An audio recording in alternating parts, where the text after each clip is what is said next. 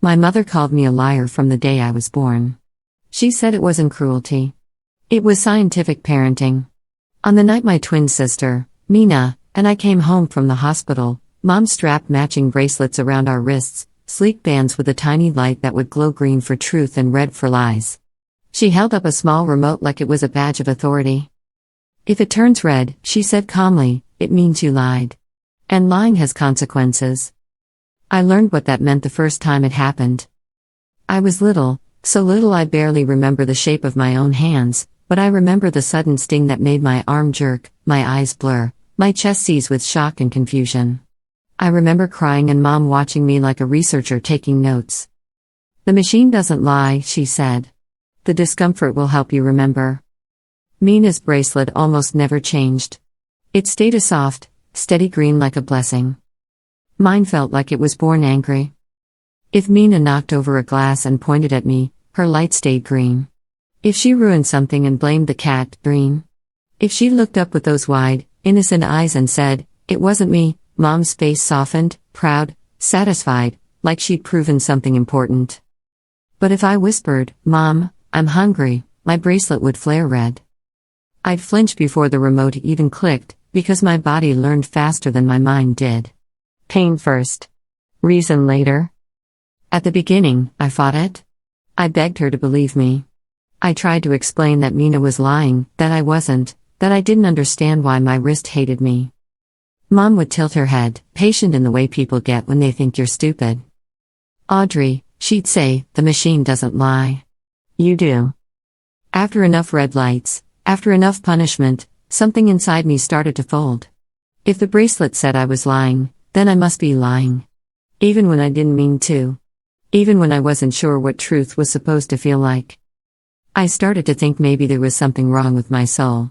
Like I'd been born crooked and Mom was trying to straighten me out. And Mina, sweet, spotless Mina, was proof that the system worked. New Year's Eve came with glitter and excitement and that particular kind of cold that makes the windows look like they're holding their breath. Mom was dressed nicely. Mina was bouncing near the door, already talking about fireworks, already glowing green. I tried to be good. I tried to stay small. But then a sharp, terrifying pain twisted through my stomach, so sudden I couldn't catch my breath. My knees hit the floor. The room tilted. I felt heat and cold at the same time, sweat slicking my forehead. "Mom," I gasped, curling in on myself. "My stomach. It hurts. Please. Help me." My bracelet flashed red.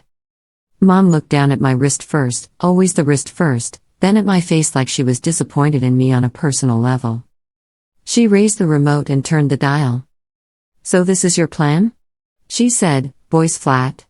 "You'd pretend to be sick just to go see fireworks?" "It's not pretend," I tried to say, but the words came out broken. "Please." The bracelet screamed red. Mom's expression hardened, and the next jolt stole the rest of my sentence. I made a sound I didn't recognize as mine. "You never learn," she said. Then she stepped over me like I was something on the floor that didn't matter and opened the door for Mina. Mina paused long enough to glance back, her eyes bright, her mouth curling like she'd won something. "Bye-bye, Audrey," she sang softly, and her bracelet stayed green, pure as spring. The door shut. The lock clicked. And the house went quiet except for my breathing and the frantic pulse of red on my wrist. At some point, my mind did what it always did.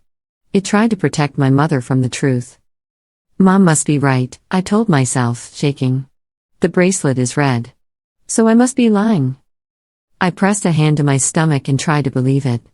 I tried to swallow the pain like it was just a tantrum, like it was just attention-seeking, like it was something I could stop if I tried hard enough. "I'm sorry," I whispered to the empty air. "I'll be honest. I'll be good." Time blurred. The pain came in waves, and with every wave I searched for footsteps in the hallway, for the sound of Mom coming back because she'd finally realized something was wrong. Eventually, I heard the doorknob turn. Hope sparked so fast it felt like light. Mom was a doctor. Surely she'd noticed. Surely she'd come back. Surely she would take one look at me and know this wasn't acting. The door cracked open and cold air swept in. Mom didn't rush to me. She didn't turn on the light. She stood there like a judge. "Are you done?" she asked. "The fireworks are about to start." Mina's getting impatient. I lifted a trembling hand toward her. My voice barely existed. "Mom. Please. It really hurts." She looked at my bracelet. The red was still flashing. She crouched down, not gently, and tipped my chin up with fingers that felt more like restraint than comfort. "Audrey," she said, low and furious, "when are you going to stop this? You can't help yourself. You don't know how to tell the truth." Behind her, Dad's voice floated in from the entryway, casual and distant, like this was an inconvenience and not an emergency. "Honey, let's go. The show's starting. If Audrey doesn't want to come, she doesn't have to. Should we leave her something to eat?" Mom stood up like she'd had enough of the sight of me. "Leave her dinner for what?" she said. "She has snacks. The one she stole money for." "I didn't," I tried to say. The bracelet flashed red again, as if it couldn't wait to punish me for defending myself. Dad hesitated. But nothing," Mom snapped. "Lock the door. She can come out when she's ready to tell the truth." They left. The lock slid into place. And the red light kept blinking in the dark like an accusation that would never end. I don't know how long I lay there before the pain shifted, before my body started to feel far away, like I was watching it from behind glass.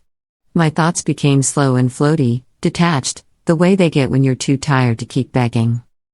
I crawled to my desk because that was the rule. Whenever my bracelet turned red, I had to write lines until my hand cramped and my eyes blurred, until the words felt carved into me. I opened my notebook. It was thick with apologies, page after page of proof that I'd spent my whole life trying to earn forgiveness for something I didn't understand. I picked up my pencil with shaking fingers. Usually I wrote what Mom wanted, "I am a liar," over and over, until the page looked like punishment. But this time, I couldn't do it. My vision swam. Tears dropped onto the paper, smudging graphite into gray clouds. With what felt like my last strength, I wrote something else instead, something small and desperate and honest in the only way I knew how to be. "Mom, I love you. Please believe me. Just this once." The moment I finished the last word, the pain didn't stop the way a tantrum stops. It simply faded away, as if my body had gone quiet without asking permission. A strange lightness spread through me. I felt like I'd slipped out of myself, like the room had suddenly become too big and I was drifting inside it. I looked down. My body was still at the desk. Still.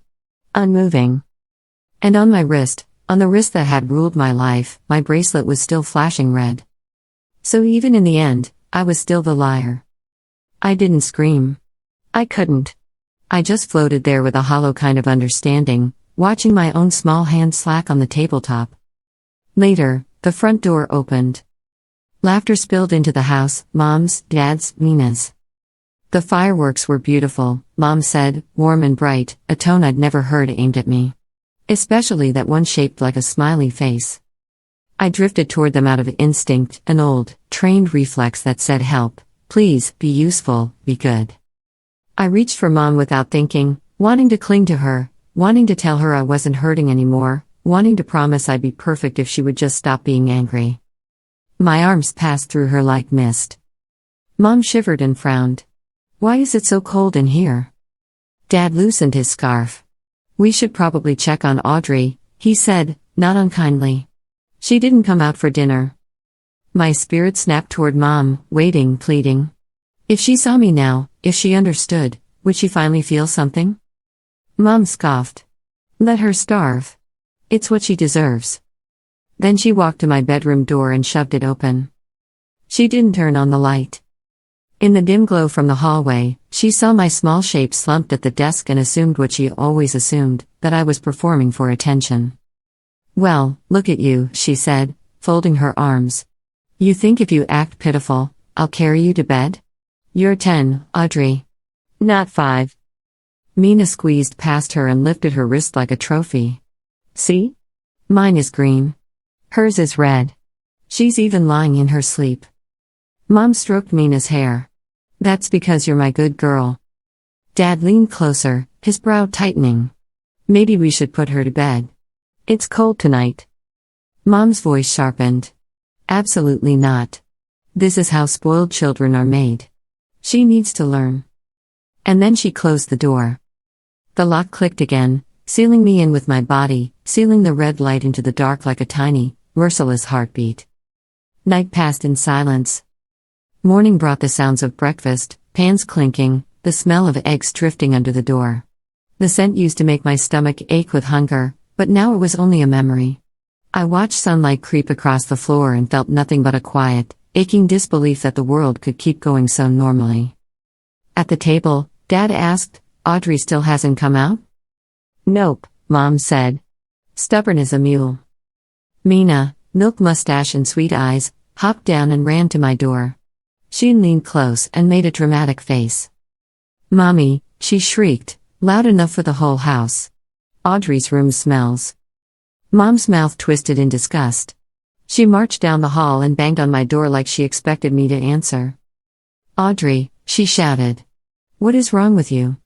Are you disgusting on purpose? You'd rather sit in your room like this than admit you lied?" Dad set his paper down. His face had gone pale, not angry, worried. "The smell is not normal," he said quietly. "I'll check. Maybe something's wrong." He stood and walked toward my door. My whole being surged toward him, desperate, aching with hope. "Dad. Please. Open it." His hand wrapped around the doorknob. And for the first time since the red light started blinking, someone finally tried to trust what they felt instead of what the machine said. Then the phone rang. Not my mother's phone. Not Mina's. Dad's. A sharp, urgent sound that cut through the hallway like a blade. He answered, listened, and I watched his expression shift, work panic replacing family worry in the span of a heartbeat. "What? The whole system is down?" "I'm on my way," he said, already grabbing his coat. He glanced at Mom. "Something's going on at the office. I have to go right now. I might not be back for a couple days." My spirit stared at the doorknob like it had betrayed me. 1 second. If that call had come 1 second later, he would have opened the door. He would have seen me. He would have known. But the moment passed. The knob stayed unturned. The lock stayed shut. Dad left. Mom didn't open the door. She didn't even try. To her, the smell wasn't warning. It was insult. By afternoon, she took Mina out shopping like it was any other holiday errand, like there wasn't a child sealed behind a door in the back hallway. They came home with bags and laughter and a heavy, expensive sense of things that looked good in photos. The smell in the house had only gotten worse, and the second Mom stepped inside, she recoiled like she'd walked into something rotten on purpose. "Oh my God," she gagged, hand over her nose. "Audrey, are you trying to turn this place into a landfill?" She didn't open my door to yell at me. She crouched down, found a roll of thick tape, and sealed the crack under my door like she was sealing a trash bag. "There," she said, voice shaking with disgust. "If you want to stink, you can stink in there. Don't you dare ruin the rest of this house for us." The sound of tape ripping felt like the last thin thread between us snapping. And with it, something in me finally stopped hoping. By the third day, even the tape couldn't hold back reality. Heat rose through the vents. The air turned heavy. The whole apartment felt like it was holding its breath, and Mom's patience, her performance of control, started to crack. She was arranging fresh flowers in a vase, snipping stems with sharp, angry little motions, when she suddenly slammed the scissors down. "That's it," she hissed. "I'm done." She stomped down the hall like a storm, grabbed something from the kitchen like she was going to prove a point, and marched toward my door. In her mind, I wasn't gone. I was being difficult. I was being disgusting. I was punishing her. She ripped away the tape with violent, tearing sounds, jammed the key into the lock, and threw the door open. The smell hit her like a wall. She stumbled back, choking, eyes watering, anger still trying to wear the crown even as her body begged her to retreat. "Oh, for God's sake," she wheezed. "Audrey, what did you do?" From the doorway, my body still looked like a child slumped over a desk. Still. Quiet. Unmoving. To Mom, it read as defiance. As acting. as me refusing to learn. Her face twisted, and she stormed into the room, stepping around scattered notebooks like they were evidence of my guilt. "I'm talking to you," she snapped. "Get up." She grabbed the back of my pajama collar. And then her hand froze. Because the first touch didn't feel like a child. It didn't feel warm. It didn't feel alive. A sound came out of her that didn't belong in any human throat, raw, terrified, disbelieving.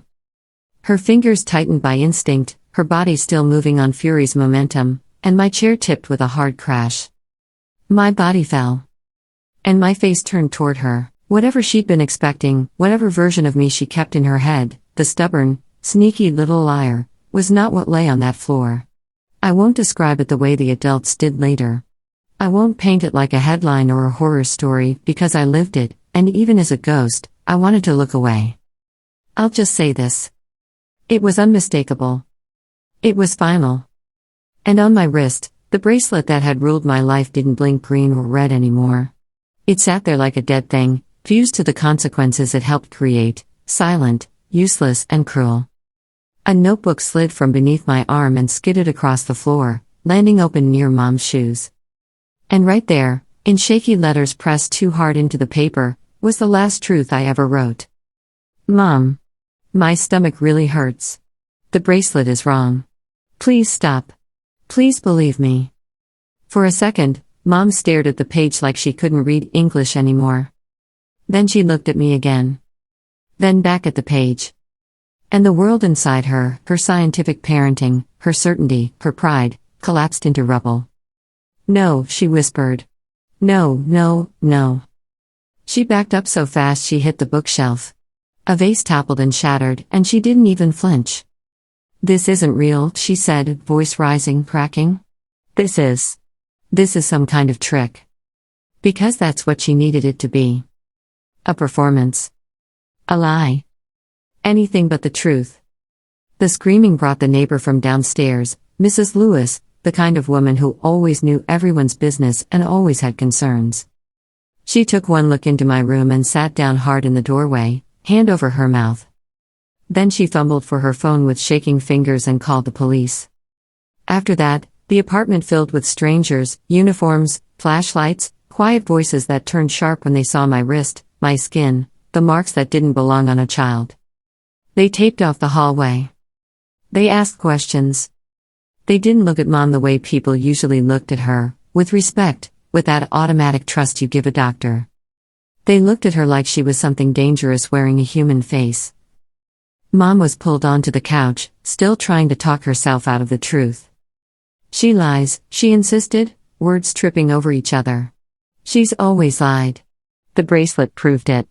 The machine proved it. I wasn't hurting her, I was correcting her.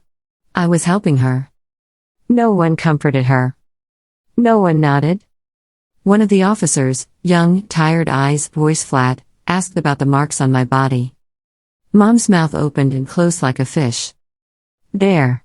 Consequences," she said. "Discipline." The words sounded smaller in that room, surrounded by people who didn't belong to her, people who didn't accept her version of reality. When the medical examiner tried to remove the bracelet, I saw him pause, jaw tightening. "It's stuck," he muttered, angry under his breath, and he had to use tools, careful, deliberate, professional. Even though I was already gone, some old part of me flinched at the idea of anything touching that place again. The bracelet came off with effort, with discomfort, with a kind of ugly practicality adults use when they have to deal with something they can't undo. Mom watched, eyes wide and vacant, like she was watching surgery. My notebook was placed into an evidence bag. When Mom saw that, she lunged. "That's her confession," she shouted, reaching. "That's where she admits she lies. You'll see, she admits it. She always admits it." The officer stopped her with one firm motion, blocking her like she was nothing but noise. "We'll read it," he said, cold as the bracelet used to feel. "And we'll decide what it means." That was when Dad came home. He burst in breathless, still wearing his work jacket, still carrying the energy of being needed somewhere else, until he saw the black bag being carried down the hall. A zipper. A shape. A child-sized truth. His face drained of color so fast it looked like someone erased him. His knees buckled. He made a strangled sound and went down hard, shaking. Mina started crying, confused by the sudden attention turning the house into a scene. She pointed at the bracelet on the table, dark with evidence, stripped of its myth. "Why is Audrey's bracelet like that?" she sobbed. "Mine is still green." And there it was. That tiny, innocent green light, still blinking on Mina's wrist like a lullaby. Still proving what Mom wanted to believe. Mom saw it too. Her eyes locked onto Mina's bracelet as if it might save her. She snapped into a new kind of desperation, the kind that turns logic into a weapon. "Test it," she begged the officers. "Test it on me. I'll prove it. I'm telling the truth. Put it on me and it'll stay green. It always stays green for the truth." Before anyone could stop her, she grabbed the bracelet that had been on my wrist, grabbed it like it was holy, and tried to fasten it onto herself. The room went still. The bracelet clicked shut. Mom lifted her arm, shaking, and forced a smile that looked like it hurt. "Look," she said too loudly. "I'm Audrey's mother. That's true. That's..." The light flared red. Not a soft red. A sudden violent red, like a warning. Mom blinked like her eyes were malfunctioning. "What?" she whispered. She slapped the bracelet with her free hand, like it was a broken TV remote. "No. No, it's wrong. It's broken. I'm telling the truth." The red didn't care. She tried again, voice climbing into hysteria. "I didn't abuse her," she insisted. "I loved her. I did it for her own good. The red blinked faster. And the bracelet, because it had always been more than a truth detector, because it had always been a crude little judge of fear, reacted to her panic in the only way it knew how. Mom gasped, jerking as if startled by a sharp sting, and for the first time in her life, she looked genuinely confused by what she'd been inflicting. "That," she breathed, hand flying to her wrist. "That hurts." One of the tech officers stepped forward, expression hard. "Ma'am," she said, "stop." She picked up a folded instruction sheet from the evidence pile and slapped it down on the coffee table. "This isn't a lie detector," she said. "It's basically a stress sensor. Heart rate, skin response, fear, pain, anxiety. That's what triggers the red." She looked at Mom like she was forcing her to stare at something she'd spent 10 years refusing to see. "Think about it," the officer continued, voice low but relentless. "Your daughter begged you for help. She was terrified. She was in pain. Her heart would have been racing. The red light didn't mean she lied." The officer's gaze sharpened. It meant she was suffering. Mom's lips parted. Her eyes turned glassy. And then, slowly, like a door opening into a room she didn't want to enter, understanding seeped in. All those red lights. All those times I shook. All those times I tried to explain myself with a voice that got smaller every year. It hadn't been guilt. It had been fear. Fear of her. Fear of being punished. Fear of not being believed. Fear that even my own mother would rather trust plastic and blinking lights than the child she carried. The officer turned toward Mina. "Let's see hers," she said. Mina clutched her wrist like it was her identity. "No," she whimpered. "It's mine." Mom's eyes snapped to Mina too, wild and searching, like she needed her good girl to stay good to keep the story intact. The officer removed Mina's bracelet anyway, careful, professional, and used a small tool to pry it open right there in the living room. The plastic cracked. The inside was cheap. No sensor. No magic. Just a simple little circuit designed to do one thing, glow green. Always. A toy. A lie built into the factory. The officer let the pieces fall onto the table with a soft clatter. "Your younger daughter's bracelet," she said evenly, "was manufactured to stay green no matter what." Mom stared at the broken plastic like it was a corpse. Mina started to sob, not because she understood what it meant, but because she could feel something collapsing around her. Mom's face didn't move for a long time. Then her mouth opened. And she laughed. Not the warm laugh she used for Mina. Not the polite laugh she used for neighbors. Something else. Something hollow and jagged that made everyone in the room go quiet. It was all fake, she whispered, laughter breaking into tears. All fake. She pressed her hands to her face like she was trying to erase what she'd done. I killed. The one who was telling the truth, she said, voice warping. I punished. The one who was honest. And I worshipped. Her eyes slid to Mina. Mina shrank back instinctively, suddenly not so brave without the green light to protect her. After that, everything turned into paperwork and consequences. My death spread across the internet the way tragedies do, fast, hungry, stripped of nuance, turned into a headline that made strangers rage in comment sections. People found Mom's name. People found Dad's job. Our door was vandalized. The whispers became shouts. Dad was questioned too, not as the monster Mom was painted to be, but as the man who looked away long enough for it to happen. He wasn't there when I died, but absence isn't innocence when a child is trapped in a house with a weapon disguised as parenting. He lost his job. He lost his reputation. He sold the car. Sold the furniture. Sold anything that could be turned into money, because money is what the world demands when it tries to measure a child's life. In the end, he took Mina and left. Not because Mina was good.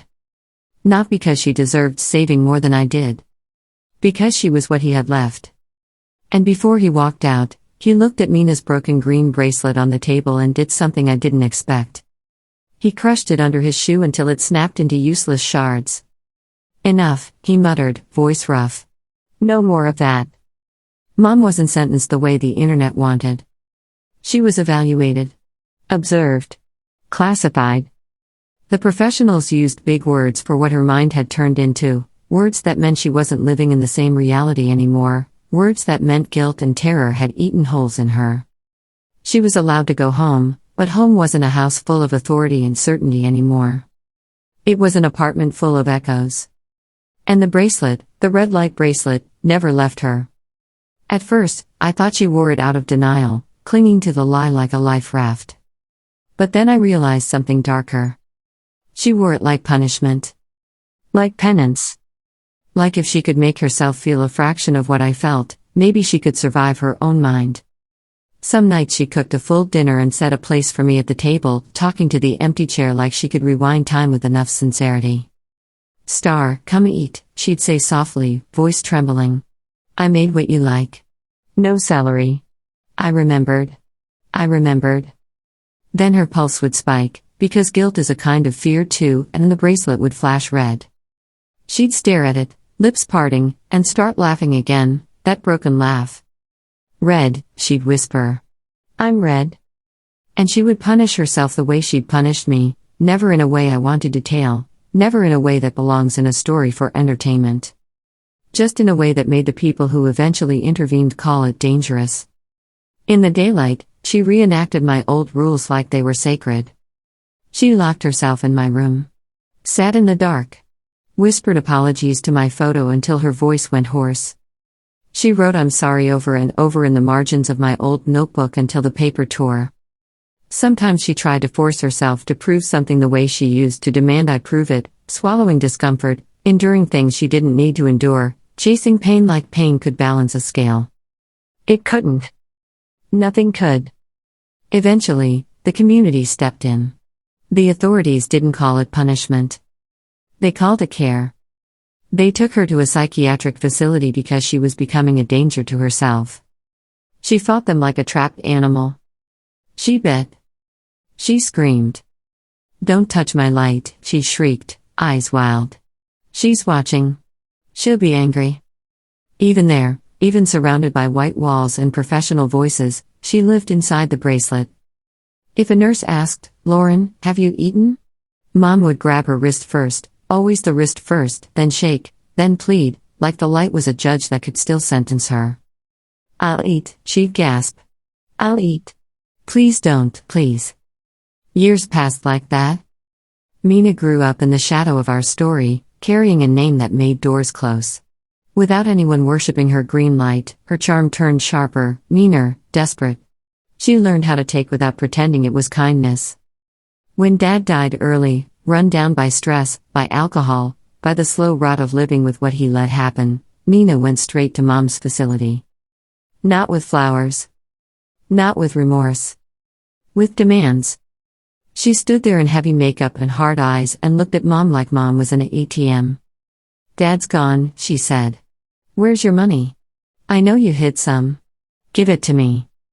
Mom sat in her chair, hair gone white, face hollowed out by years of haunted repetition. Most days, she didn't recognize anyone. But when Mina leaned closer, when Mina's voice hit her ear like a familiar blade, Mom's eyes snapped into focus for one terrifying second. And in that second, Mom remembered the green light. The toy. The lie. The child she trusted. The child she protected. The child who stood beside her while I was punished for crimes I didn't commit. Mom's mouth trembled. "It was you," she rasped. Mina scoffed. "What are you talking about? Just give me the money." Mom's gaze sharpened into something feral. "You," she repeated, voice cracking like dry wood. "You." And then she moved. Fast. Animal fast.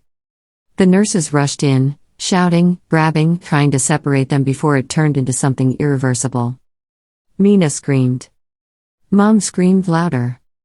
By the time they pulled Mom away, Mina stumbled back shaking, face pale, finally understanding what it felt like to be on the wrong side of someone's hands. Mina ran. She bolted out of the facility like the building itself had cursed her. Outside, the world didn't pause for her panic. An accident happened, quick, brutal, unfair in the way accidents always are, and Mina survived, but not the way she wanted to. Not the way she'd built her life around. She was left with damage that changed everything, the kind that takes your freedom and hands it back in pieces. And Mom, strapped down afterward for everyone's safety, cried quietly into the ceiling like all the rage had drained out of her at once. That night, she dreamed of me. In her dream, I was 10 again, wearing a simple white dress, no bracelet on my wrist. I ran to her with a smile like sunlight, like the child she could have had if she'd chosen love over control. Mom reached for me, sobbing, desperate, shaking. But the moment her hands touched mine, something sparked in the air, something wrong, something earned, and I crumbled away in her arms like ash. She woke up screaming. And in the dark of her room, if the bracelet could have spoken, it would have screamed red. I watched it all from somewhere that didn't feel like a room or a sky. I watched Mom unravel. I watched Mina become exactly what the world expected her to become. I watched Dad fade into a cautionary tale nobody wanted to claim. And I waited for the satisfaction people always promise you revenge will bring. It didn't come. What came instead was quiet. A stillness so deep it scared me at first, like standing in the middle of a frozen lake and realizing nothing beneath you is moving. One day, in that quiet, a dog appeared beside me. Old. Gentle. Familiar in the way childhood memories are familiar even when they hurt. A mutt with cloudy eyes and a tail that wagged like forgiveness. I recognized him even though I hadn't seen him in years. "Buddy," I whispered. He pressed against my leg like he'd been looking for me the whole time. Like he hadn't forgotten. Like he didn't care who Mom called a liar. Like he didn't need a green light to love me. His warm presence, warm even here, wherever here was, made something in my chest loosen. He looked up at me and gave a soft, urging whine, like he was saying, "Enough. Come on. Don't stay." So I followed him. But before I left, I drifted one last time to Mom's room.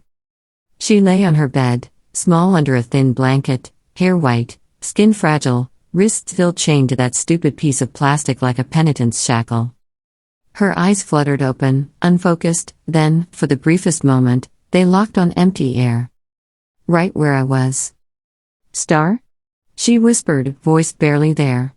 "Is that you?" Her hand reached out, trembling, grasping at nothing. "I don't believe it anymore," she begged. I threw it away. Please. Come back. I'll cook. I'll buy you a new dress. I won't. A tear slid down the side of her face, disappearing into the pillow. And something inside me, something that used to beg, stayed quiet. I stared at her for a long time. Not with hate. Not with love. Just with the clean understanding that some truths arrive too late to save anyone. I don't hate you, I said softly, and I meant it. But then I told the deeper truth, the one she would never be able to earn her way out of. I just don't love you anymore. My fingers, cold, weightless, touched her forehead like a goodbye she couldn't feel. Her eyelids drooped. Her body relaxed. And for the first time in years, her face looked almost peaceful, as if sleep was the only mercy left. A breeze slipped through the cracked window and flipped open the old notebook on her bedside table, the one the police eventually returned to her as a personal effect, the one she treated like scripture. On the last page, beneath my shaky final plea, new handwriting had been added, crooked and desperate. Next life, let me wear the bracelet. Let me be the liar. You punish me. Just don't leave me. I looked at those words and felt nothing but quiet. Too late. I turned away. In the distance, a doorway of light waited, soft, bright, without judgment.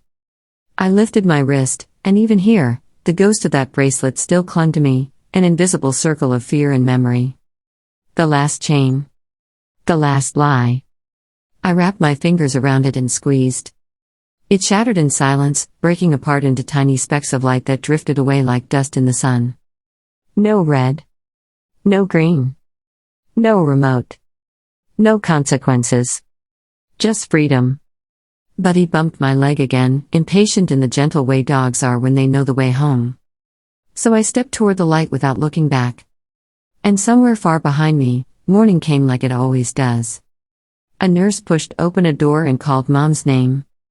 No answer. She walked closer, saw the notebook clenched in Mom's hand, saw the tear dried at the corner of her eye, and reached for the call button. The monitor line steadied into something still. And for once, finally, there was no blinking light to argue with the truth.